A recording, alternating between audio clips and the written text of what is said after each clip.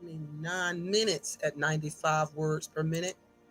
Let's see how well I can do that. Ready? In five, four, three, two, one. Last read. Let's write. The first thing I shall speak of is punctuality. I am convinced that strict punctuality ought to be classed among the positive virtues. It is based on conscience. The failure to keep an engagement by mere negligence or carelessness or indifference is a positive violation of the principles of honesty. It amounts to stealing some other man's time. This is true in business affairs, and it amounts to about the same thing in school and college work. By lack of punctuality on the part of one, some other person is annoyed or hindered or loses time. Punctuality is a habit based on principle. Want of punctuality is also a habit based on a practical disregard of principle. Punctuality shows a distinct regard for the rights of other people.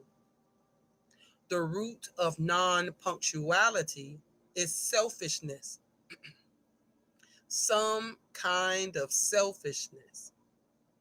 It is indolence, a disposition to let one's own comfort and ease take precedence of another's rights. Or it is some piece of work one thinks will be more profitable to himself.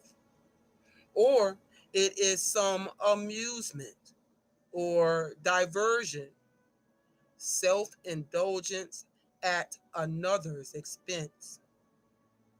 Sometimes the want of punctuality is the result of habitual miscalculation. The person lays out as much or more work than can be accomplished up to a certain time, leaving no margin for going and coming or for unforeseen contingencies. But after a man has had some 1,500 experiences of this sort, it would seem that he ought to learn better. There is really no excuse, and it indicates a weakness of character.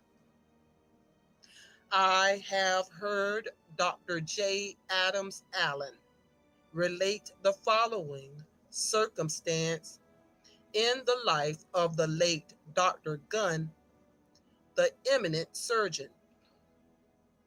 In the early days of improvement in the state of Michigan, they were residents of the same town and co laborers in a young medical college.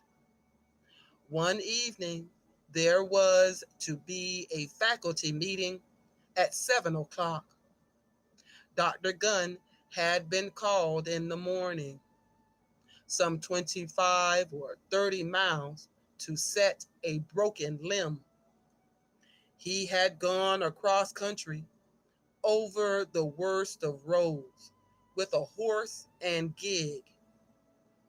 As the hour approached for the meeting, one after another dropped in, and each one said, "Gunn won't be here. He can't make it. But said Dr. Allen, quote, I told them he'd be there, close quote. And sure enough, at the time appointed, the gig rolled up, horse and rider plastered with mud, but Gunn was there. I had the pleasure of listening to a course of lectures from Dr. Gunn, and I believe he never failed the class at the appointed hour but once. And then he had his place supplied. The rule was that on the minute the door opened, Gunn was there. When the statute of Franklin was to be unveiled in Printing House Square, New York, the hour fixed for the ceremony was 12 o'clock. All those expected to officiate were there in advance, except the clergyman. Fears were expressed that he would fail to appear. But Horace Greeley said, You needn't be afraid. I know the man. And if he isn't dead, or some member of his family isn't dead, he'll be here. Just on the stroke of 12, the doctor entered, saying he had been delayed by a blockade in the street. Very few young men seem to understand the value of punctuality. It is a quality a businessman appreciates more and more every year of his life. If this has not been the matter of special thought with some of you, there is no better time or place to begin than now and here. The close application of this rule of conduct for a period of 6 months will go far towards establishing it for a lifetime, and the future will prove this to have been one of your most valuable acquisitions.